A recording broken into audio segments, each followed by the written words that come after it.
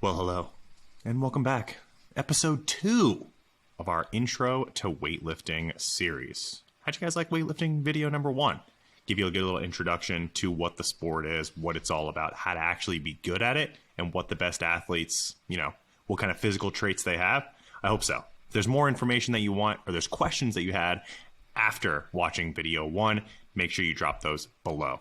Don't forget to also like, comment, subscribe, do all that kind of YouTube stuff that bumps us up in the algorithm and gets this information out to the people who need it most. All right, today's video, we are going to get into the meat and potatoes of writing your first weightlifting program. So today's episode is mostly going to be about the scope of the weightlifting program as a whole. Like, how do I actually put the pieces together? Our next video, we're going to talk about actual exercise selection. So why you choose certain exercises, what exercises you may choose. Today, we're more so going to look at the athlete themselves and then how to lay out the program, the bare bones, the skeleton, the scaffolding, whatever you want to call it, of the program for the individual. So we'll look at a little needs analysis, a little bit of a talk on exercise selection, where to kind of arrange those exercises, and a little bit more. So the first question you want to ask in your needs analysis, because we're just talking about weightlifters here, as a weightlifter, like, what the hell are you? Where are you at in your weightlifting career? Kind of break it up into 3 distinct categories here. You're either a beginner, you're an intermediate, or an advanced. So what do those terms actually mean? Let's start here, and I've used some videos of myself here to kind of paint a picture of what your lifts, what your technique may look like. And then we'll kind of talk about what the program should look like at each stage and what my career kind of looked like as I moved from beginner to intermediate to advanced. I had the luxury when I was teaching myself how to weightlift that I had all these YouTube videos. I had, Max Ada's textbook. I had people like Seb Ostrovich at Weightlifting House. I had Zach Talander, really putting out a lot of high quality content that steered not only my lifting itself in terms of how to perform the lifts, but how to write the programs as well. So here I am. I'm in my beginner stage. I'm kind of loose on how we describe a beginner. So a beginner to me can be anyone who maybe has never touched a barbell before, up to around 6 months of structured training. But I would also throw the term beginner at someone who's maybe never done the snatch and the clean and jerk before. You could be a lifter who has, performed a lot of structured bodybuilding training or powerlifting training. But if you've never done the specific skills that are the snatch and the clean and jerk, I would still throw you in as a beginner. You may have a faster learning curve because you put your hands on a barbell before, you've done, things that look similar to these movements, but I would still throw you in that beginner category. And that's kind of where I started my weightlifting career. I had roughly 10 years of bodybuilding experience, a good bit of powerlifting under my belt as well, but I had never snatched and I had never clean and jerked, and you're gonna be able to tell it from these videos. Now, you may say, what if I'm like a CrossFitter who's trying to transition over into weightlifting full time? I probably wouldn't call you a beginner. I would say you're more so an intermediate, because chances are if you've been doing CrossFit, you have been exposed to both the snatch and the clean and jerk in some capacity. So for that reason, we can call you an intermediate. Now, one of the key distinctions that I throw out there, and I forget where exactly, I think I might have taken this from Greg Everett over at Catalyst Athletics. When you're a beginner, you're going to do something wrong on every lift. So you'll never do the lift right? But you'll do something different wrong every single time. You'll never do the same thing wrong twice in a row. Or you'll really check off a lot of boxes and do multiple things wrong every single time you perform the lift. And that's fine.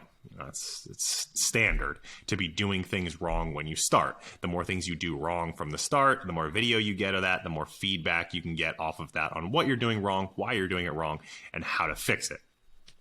So a beginner's training program is going to be high in volume when we talk about the classic lifts. So high in volume in terms of the snatch and the clean and jerk, low intensity, and keep the complex work general. So that might be something like a snatch deadlift, plus a snatch pull, plus a power snatch, plus a snatch, plus an overhead squat.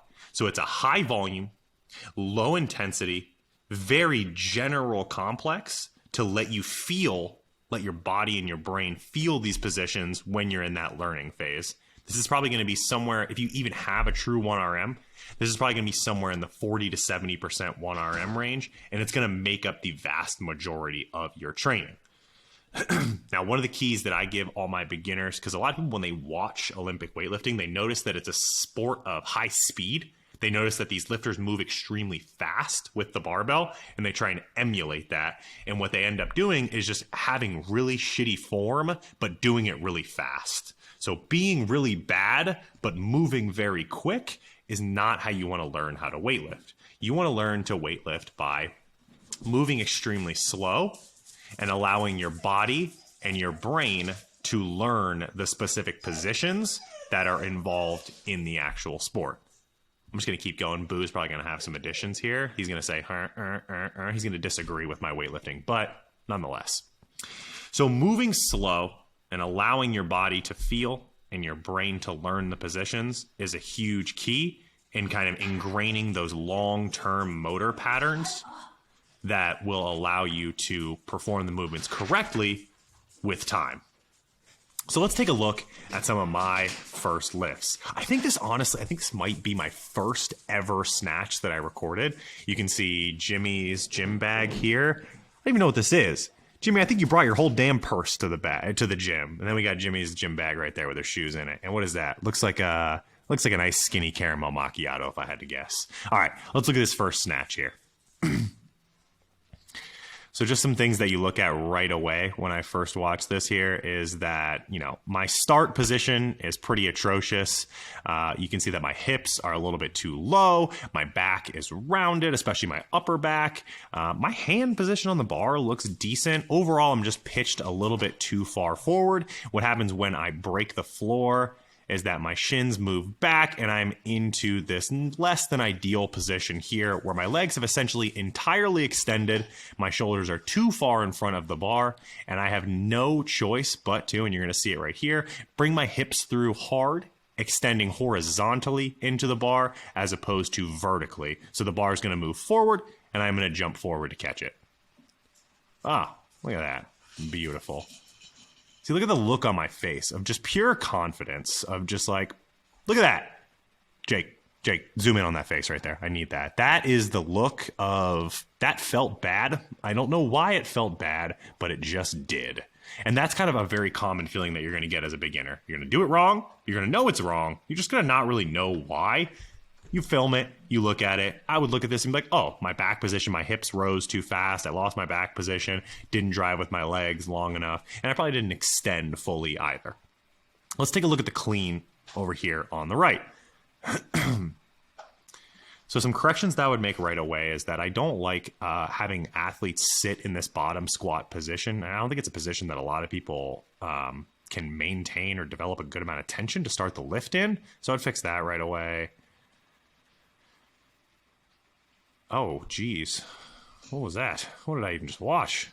All right, so it looks like off the floor, we're not terrible. Shoulders are covering the bar. Hip position's good. Back's flat. As we break the floor, what happens? So as we break the floor, I'm really not in too bad of a position here. I should probably, have my hips a little bit lower. It's not uncommon, especially for very strong individuals coming from a bodybuilding or a powerlifting background, to basically want to deadlift the bar off the floor at a very fast pace. And what happens with that is you lose your positions. Your hips go up, your shoulders don't mimic that rise in hip height. And then you basically see right there, I didn't even make contact with the bar in terms of contact on my thighs.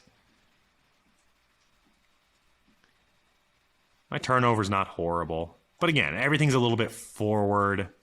So those are kind of the corrections that I would make there. But again, this isn't something that I'm going to obsess about as a beginner. I'm not going to drill someone like this endlessly over and over. I'm just going to let them do the movement and say, hey, what felt wrong with that? Where do you think that one went wrong? Show them the footage, get a little bit of visual feedback, a little bit of auditory feedback from me. Hey, fix this, fix that. And then just some physiological feedback from them of how did it feel? What could you correct? So that's kind of the life of a beginner right there. All right, we're moving on up to intermediate. So an intermediate to me is someone who has around greater than 6 months up to roughly 12 months of structured training. Once you exit that first 12 months of structured training, some people will stretch it out. They'll say, it's 18 months, it's 24 months. It's dependent upon the athlete, but roughly around that 12-month period, you should be exiting the intermediate stage and starting to move up into that advanced category. Now, this doesn't mean that your output, your numbers on the bar have to be that of an advance. You don't have to be setting junior world records, American records, things like that to be advanced. It's more so a measure of your chronological age within the sport or your exposure to the sport. So 6 to 12 months is where I sit. Key characteristic in terms of what you do wrong as an intermediate, you'll do the same thing wrong every goddamn time, and it'll be extremely frustrating. It'll be extremely frustrating. Like, how do I fix this? My brain doesn't want to do it. So I'm sure everyone who has weightlifted for an extended period of time has that thing that they always did wrong in the intermediate stage. For me, it was completing my extension. I always wanted to get under the bar before I had fully finished extending and moving the bar vertically. So for an intermediate, the bulk of their training is going to be low to moderate intensity, weakness-focused complexes, up to max lifts. So you do still want to throw in some max or near max lifts for your intermediates. So for someone like myself who struggled with the extension portion of the lift, finishing that extension before that third pull of securing yourself under the bar or securing the bar overhead, I would do something like let's take the clean, for example, a clean pull with pause at full extension. I might do 3 of those and then a clean. So what we're doing there is we're pulling, extending, holding that position, letting my brain grasp onto that and say, okay, this is what it feels like when I do it correct, dropping the bar, and then doing the full classic lift. So it's reminder, reminder, reminder. Okay, let's put it into play. And when you put it into play, it won't all come together. But what we're doing here is we're exposing the body to repeated bouts of doing the movement correctly in the hopes that long term, that new habit gets ingrained in the lifter. So here we can kind of see exactly that. It was especially predominant on my cleans, which caused, that separation from the bar and then that crashing that you see where the bar comes crashing down on you. Very unfortunate. But here we can see it on my clean a little bit. Probably be easier to see in slow-mo here. Oh, wow, I can slow it down. Watch, ready? So good positions to here, not terrible. But here you can see that as I go to extend, I never really get that full extension, and I start pulling myself under from that bent knee position. My turnover is actually not too bad here, but what I could have done is gotten a lot more height on the barbell there, you can see that right there, that separation where that bar is going to come crashing down on me. Jerks weren't terrible at the time. Jerks are always one of those things that I've been better at. If I can clean it, I can jerk it. But I bet we see the same thing on the second clean right here. Getting hype. Go to pull. And extension's actually a lot better on this lift. Right here is very good. This is a lot better. So maybe I reminded myself on that first lift. Look at that. That's a pretty good clean right there. The bar gets higher. Still a bit of a crash. So again, maybe highlighting another weakness there. Let's look at the snatch as well. So again, this is during my intermediate phase here. On the snatch, you can see that my setup is a lot better. I've ingrained kind of this dynamic start that I like to do, that I still use today. Lift off of the floor is solid. Better positions through that. Extension is okay here. Not bad. I'm not in a terrible position at this power position right here. Let's see if I actually finish. And the extension is solid. Elbows are moving vertically. You can see that this is like an intermediate lift right here. This is a quality lift. Boom. Secured under. Like the difference between that and my beginner lift that 6 months in between, you can tell how much drilling, how much technique work I actually did in that transition period right there to get rid of some of those weaknesses. Now, in intermediate, there are still pieces that you can pick apart out of that, like fix this, fix that. But overall, your technique is decently ingrained, it's solid, it's not too bad overall. All right, let's move it along to our advanced. So at this point, these two lifts are from a couple days ago, a couple weeks ago. I honestly have no idea. I forget. But these are what I would call advanced stage lifts. Again, small pieces to correct in here, but you can see that my technique is very solidified at this point. I've got my very specific setups, how I execute the movements, and I can depend on that from lift to lift. So I've got refined technique. However, you still want to video your lifts, send them to your coach, review them yourself so that you can make those small tweaks during each session. I believe before I hit this clean right here, the attempt prior didn't feel great, filmed it, looked at it. Oh, I didn't slide my feet out the way that I wanted to. I must not have had good foot pressure, fixed the foot pressure. The next lift was a lot easier. So now when you're at this advanced stage, you can start to look at competitions or getting into competitions for the sake of competing, trying to win, not competing for participation, which is completely fine, but competing for the sake of actually competing and winning, qualifying for things like the American Open, Nationals, all that good stuff.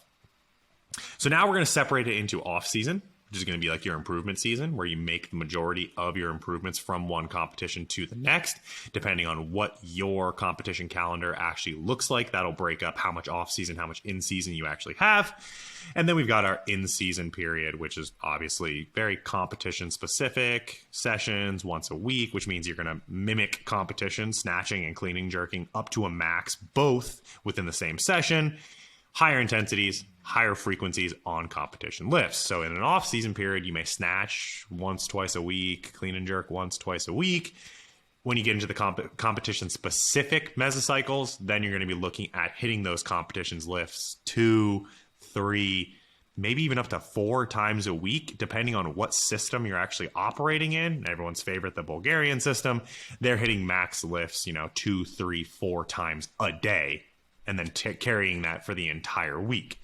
Again, depending on the system that you use, that's going to really dictate kind of what your off-season looks like and what your in-season looks like.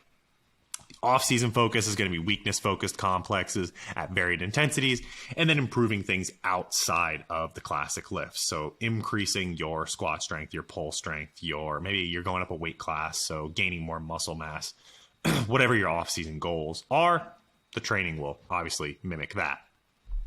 So let's actually take a look at these lifts right here. What you'll notice is that at this stage in my career, roughly 2+ years into weightlifting, technique has really solidified compared to the previous. Clean is, the extension's pulled all the way, or the extension is completed. The transition under the bar is a lot smoother. The reception of the bar, there's no crash. Back angle is held. We extend. I could have been a little better on that extension. It's all right. It's not the worst. But this reception of the bar is nice and smooth. Stand it up. Jerks have remained a strength of mine. Cool. Easy peasy. And even Lexi in the back approves of it. And then we got a snatch over here on the right. Keep in mind, both of these lifts are 95% of my current 1 rep max. So these are high intensity lifts when you look at the technique here. Good. Little bow there at the end. All right, so let's take a look at this snatch. So again, we maintain good positions off the floor. The back angle doesn't change. The hips don't rise too fast. We stay flat-footed through to extension. We extend vertically and then throw the shoulders back behind the bar, using the bar to then pull and secure yourself underneath, standing straight up. So for a 90% lift to look that solid, you're in the advanced stage just because technique has been so ingrained. Wow. Now, again, Jake, zoom in on that. I don't know what this face is right here, but wow, I need some of that zoomed in. Like, wheel, wheel, wheel. Give me all that. All right, it's going to play the videos again. We'll run through those one more time. Or not. Give me what I want. So one more time at full speed. Looking at what I believe here is a 320 clean and jerk. All-time best being 325. American units. And then a 245 snatch, all-time best being 265. So we're looking at like 146, 120 as all-time bests. Cool. All right. Now, what do you need from training is the next step. So you specifically as a lifter. First, identify yourself in one of these categories here. You'll fit into one of these categories. You might be a mixture of them a little bit, but these are the 4 that I've identified as the most common entry points for the sport of Olympic weightlifting. The first one is going to be a stark resistance training novice, meaning that you have little to absolutely no resistance training experience whatsoever. First day in the gym, I've decided I'm going to be an Olympic weightlifter. I'm going to snatch and clean and jerk. Bless your heart. This is going to be a rough road, but we're going to have some fun along the way. So what do you need? You need a little bit of everything. High volume, low intensity, top-down complexes, meaning that we work from the top of the lift down. So for a snatch, that might be something like a hip snatch or a hip muscle snatch, working down to a low hang or to a high hang, to a low hang, and then going to the floor. Also want to start with learning something like an overhead squat. So I would actually go overhead squat, hip snatch, high hang, low hang from the floor. You could even do a complex of something like that. You also want to improve your absolute strength and grow some muscle mass. So your ability to squat a good amount of weight relative to your body weight, your ability to pull a good amount of body weight relative, or a good amount of weight relative to your body weight. You can throw in a good amount of hypertrophy work, and then of course some sport-specific mobility and work capacity. This is not a bad time to throw someone into an Olympic weightlifting class coached by someone one-on-one, and then let them do some CrossFit training on the side. That lets them hit the high volume, low intensity top-down complexes with a professional eye looking over them. And then the CrossFit training gets a little bit of everything, a little bit of absolute strength, a little bit of hypertrophy, mobility, and work capacity. So that's not a bad structure. How you structure it doesn't really matter as long as you're checking those boxes. The reason that we can really target a lot of absolute strength and hypertrophy without overtraining is that the intensity of the snatch and clean and jerk specific movements is going to be so low in this grand scheme of things that we can really focus on getting a lot stronger while we refine our technique at low intensities. The next entry point is going to be where I came from when I first got into Olympic weightlifting, and that's a strength training, bodybuilding / powerlifting background. So this is an individual who has plenty of muscle mass, probably has a good amount of absolute strength. Where they lack is going to be the efficiency with the barbell in the classic lifts, the snatch and the clean and jerk, maybe some work capacity issues, quite possibly some sport-specific mobility issues as well. Throw a power lifter into an overhead squat, try to get them to front rack a barbell. You might run into some serious issues there. So handling that sport-specific mobility is going to be important in terms of getting into the right positions to learn the barbell movements. Outside of the mobility side, we still want to hit the high volume, low intensity, top-down complexes, as well as work capacity. CrossFit background. Needs are going to vary based on the coaching as well as the box that you come out of.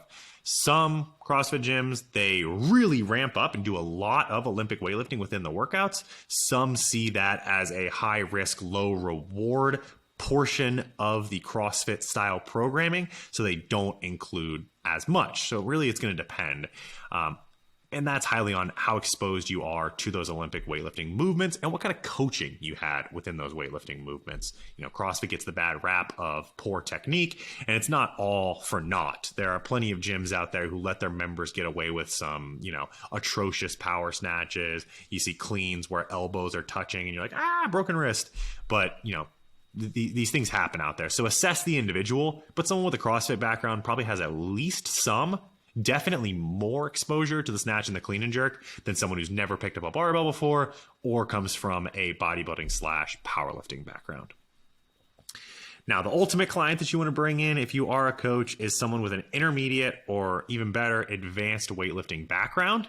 So they've got plenty of exposure. We're talking 6 months plus, maybe even multiple years of exposures to the lifts, refined technique under other coaches. They understand how to do the movements. They understand what goes on within the movement. And then from there, you as the coach just fine tune and tweak. For someone like that, the needs analysis is going to look a lot different in that you bring them in. You say, hey, work up to a max, film the last couple of those near max lifts. You slow the video down frame by frame, see where their technique works, see where they struggle, and then you basically just build upon that. You build the calendar out from there based on what's the adaptation time for that specific lifter. So for example, you may have an athlete who sends you a snatch and a clean and jerk, and they, struggle to elevate the bar vertically on the snatch, and then they struggle to stand up out of the hole with their cleans. You're like, okay, that's a clear strength deficit there. They're pulling and their squatting strength are not sufficient to elevate their lifts past where they are right now. What is the time frame on increasing absolute strength? Let's just say you say that's 8 to 10 weeks. Say, all right, we're going to do an 8 to 10 week strength training block. We're going to revisit the specific work at higher volumes, meaning reintroducing snatch and clean and jerks at higher volumes. See what kind of carryover there was there, and then you just kind of repeat the process. Where are the weaknesses now? Let's address those weaknesses. In later lectures, we'll kind of talk about how to target those weaknesses with specific exercises, specific complexes, what the adaptation windows are, and then how to proceed from there. So now you're at the point now where you probably feel comfortable with weightlifting as a whole, who you are as a weightlifter, what your current position is, what your needs are. And now it's to the point where it's time to put the pen to paper, or the keystrokes to Excel, if you prefer that. Now you need to actually lay out the specific training program. Now, I am not going to bore you by reading through this entire article. I have linked it here, and I will link it below in the show notes. This is a phenomenal article written by the folks over at All Things Gym, and it's taken from the, I believe, what is that? The Strength Conditioning Journal? Yeah, it looks like the NSCA Strength Conditioning Journal, a paper from 1995 titled The Russian Approach to Planning a Weightlifting Cycle. And that is weightlifting cycle in the training. The other Russian cycling, you have to go elsewhere for. Sorry. But this is kind of where I would start. This breaks down, what lifts to put on what days, what groups, what subcategories of lifts to kind of include with each other, how to space that over a week. Do you want to include multiple sessions in a day? All that kind of stuff. So this is a really valuable resource right here when it comes to actually sitting down and writing these things out. I have shown this article to multiple bodybuilding coaches who have never coached, seen a snatch, clean and jerk in their life. And they said, okay, this makes sense. Like, I can use this right here. So if you are interested in that, don't do it yet. But when the video is over, make sure you click those links down in the show notes. All right, so we talked a little bit about the pillars of weightlifting success in video 1, but we're going to revisit those. We're going to come back to those. So when you write out your program in terms of how am I going to divvy up my volume based on my weaknesses, you should identify, are you weak in pillar 1, squat strength? Are you weak in pillar 2, which would be your pulling strength? Or are you weak in pillar 3, your time to fixation, or your efficiency with which you place the bar, either in a front rack position or overhead in the jerk or the snatch? The question there at the bottom is, can you train multiple pillars at once? Well, it depends on the athlete, but in most cases, the answer is absolutely yes, and you should, especially in that off-season period. That's where you make the majority of your improvements. That peaking for competition is not really an improvement thing. It's more of a familiarization with those higher lifts, or higher percentage lifts, and seeing where you stand. So let's look at these pillar by pillar. So this video right here, we've got an individual who is struggling with squat strength. In this video, you can see that he cleans the bar, but is unable to then stand the weight up. That's a squat strength thing. Improve your front squat. Look back at the previous video. What percentage of your front squat should your clean be? Improve that front squat. You'll increase that strength reserve. You won't end up missing cleans like this. So would a surplus of squat strength improve your margin for error? Almost always. Almost always. Unless, you know, your front squat is 500 pounds and your clean is 180. Getting your clean from 180 to 190 does not require you to get your front squat from 500 to 550. You've got plenty of strength. The issue more so lies somewhere else. Pillar number 2 is going to be your pulling strength. So are you able to pull the bar high enough? And in our video down here, bottom left corner, you can see this is an individual who, for one reason or another, whether it's a confidence issue, whether it's a strength issue, doesn't feel that he has the pull strength. You can see he pulls the bar, but is unable to then get under. This is kind of a mixture of pillar 2 and pillar 3, honestly. I just kind of needed a video of a guy pulling and then failing before he got under. So would this individual benefit from a surplus of pulling strength? Most of the time, yes. But again, the same example exists. If you can snatch pull 120 kilos with ideal positions, and it's pretty easy, but you only snatch 50 kilos, moving that squat or that snatch pull up even more from where it is not going to help you. The issue lies elsewhere. Last but not least, I won't play this entire video, but I will link it. It is a Catalyst Athletics video, and it is a technique tips for dropping under the cleans or fixating the barbell in that front rack position. So this is a measure of, are you seamlessly, if we go from the clean, are you seamlessly, you can watch my arms here, going from this position in the pull to this position in the rack? Or am I pulling here and then having the bar crash down on me? Same thing in the snatch. Am I pulling, going overhead, and getting crashed on by that? So would a surplus of efficiency improve your margin for error in this, your time to fixation, that third pull? Yes. Holy mother of God. Holy shit, yes. There is never going to be a surplus of efficiency. And if you watch the most elite lifters in the world, the commentators will often describe it as they sneak under the bar. These guys are barely, guys and gals are barely pulling the bar high enough off the floor. They're just so efficient in fixating the bar that they can just seemingly just sneak under it, barely squeeze their way under the bar. It's a very impressive thing to watch. When you slow it down, you can actually see how amazing it truly is. All right. Now, as you evolve as a lifter, going from beginner to intermediate to advanced, I broke this down into a nice meal analogy. So everyone gets their meat and potatoes, and then they get a little bit of dessert, the stuff that they enjoy. So the meat and potatoes for a beginner lifter is going to be heavy squat and pull strength, and then low intensity, longer complexes. So the majority of their volume is going to be geared towards improving their absolute strength in the squat and the pull. And then those low intensity, longer complexes will remind the body, teach the body where it needs to be in space at a given time within the lift, as well as improving that time to fixation. So remember what I said, can you improve all 3 pillars at once? For beginners and intermediates, absolutely. For advanced individuals in the off season, yes. In the in-season period, probably not as much or to as high of a degree.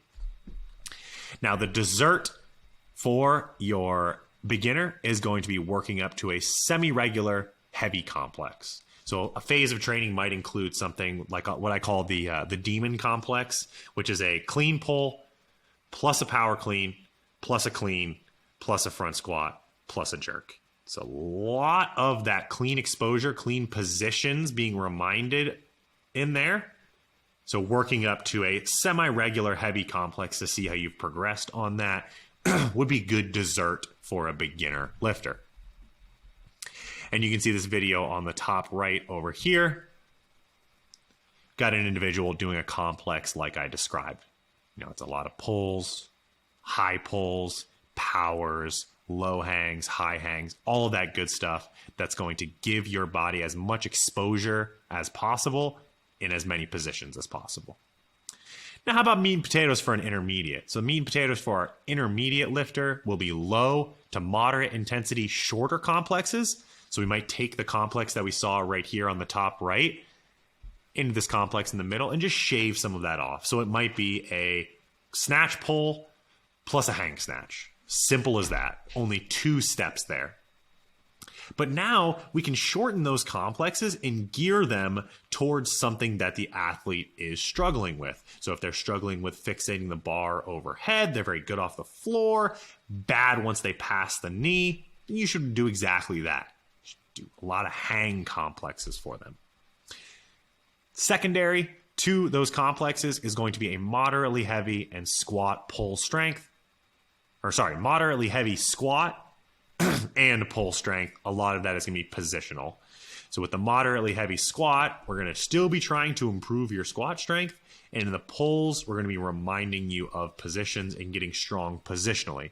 Something that I always say is that in weightlifting, positional strength is absolute strength, in that if you cannot hold your positions, it will directly impact your ability to express as much strength, as much power as possible in the full classic lifts. So it might be something like a segmented snatch pull, where you pause at the shin, the knee, the power position, and then pull up onto your toes, or extend rather. The dessert for our intermediate lifter is going to be a semi-regular max out session on specific movements of interest. So if we're trying to improve your pull height, great indication of how high you can pull the bar and how quickly you can fixate overhead is like a power snatch. So maybe we'll have the individual semi-regularly max out their power snatch to see if we're actually improving the things that we targeted. For an advanced lifter, our meat and potatoes is going to depend highly on the season. Like we talked about, in season versus off season. It shifts. Some of it is a heavy focus on GPP. Like if an individual is trying to fill out a weight class, there might be a good amount of hypertrophy work there. Absolute strength if we're trying to get that squat up, those pulls up. And then we kind of shift into SSP, specific sports preparation. That's a tough one. SSP, specific sports preparation, Nope, can't do it. Can't do it. If you can do it, type it below in the comments. Like maximal lifts in competition conditions. So put the fucking singlet on. It's Singlet Saturday, boys. We're bringing it out and maxing out both your snatch and your clean and jerk on the same day. Doesn't get more specific than doing exactly what you're going to do on meet day. So as you get closer to the meet, you'll have more sessions like that. The dessert for an advanced individual is clapping cheeks on the platform, putting down PRs, slamming bars, and crushing PRs, as our good friend John North would say. So that brings us to the end of lecture number 2. If you do have any comments, questions, concerns, please drop those below. You can find us on Instagram at Gifted Performance. That's HQ. Then you can find me at the __ Squatfather. I post a lot of weightlifting technique videos, tutorials, tips, all that good stuff. We will see you on that next one. Episode 3 takes this one one step further. We're going to pick exercises, pick complex. We're going to show you what those look like, and it's going to be a lot of fun. Until then, in between times, in the meantime, stay gifted, and we love you. Bye.